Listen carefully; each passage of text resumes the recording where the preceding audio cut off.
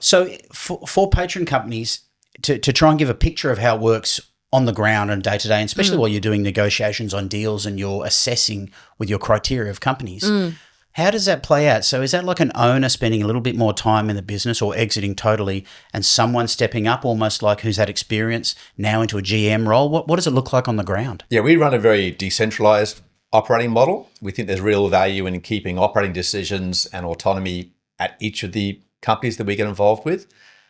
There needs to be someone who we think is well equipped to run that business. In many cases, it's the founder.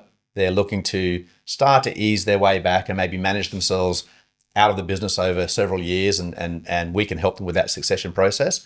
So in many cases, we see companies where the founder would like to de-risk, would like to take some money off the table, but isn't ready to step back fully yet, and maybe has another 3 or 5 years of activity left in them. So we can very easily accommodate that. And in fact, that's one of our preferred outcomes. In many cases, we find businesses that are already under management. The founder has already stepped back. And so there is already someone or a number of people in there running that business, which is great. But the key for us is that there has to be a solution to that management challenge. We do not want to step in from head office and try to take over, because we're looking to buy businesses that we think are great businesses that have been growing nicely. That are already great businesses. That are already great businesses. And so you just bring your value to them. Yeah. Yeah, we don't want to come in and change that. We want to keep what's working. So they're the types of businesses we get involved in, and we're very strong believers in that decentralized model. Now, the capital allocation, we centralize.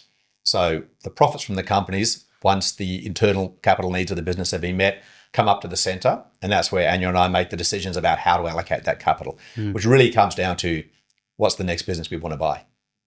So it's a combination of very centralized capital allocation, centralized oversight and financial controls and financial support, but very decentralized operations. Excellent.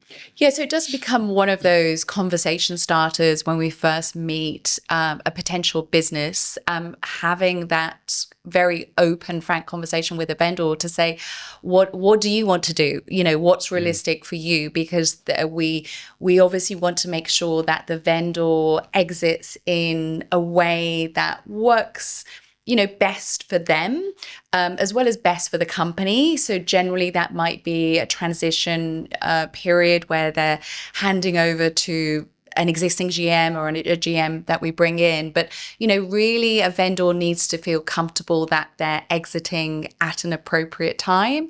And so it does become just one of those early stage conversations we have. And, you know, we have to be quite open and direct about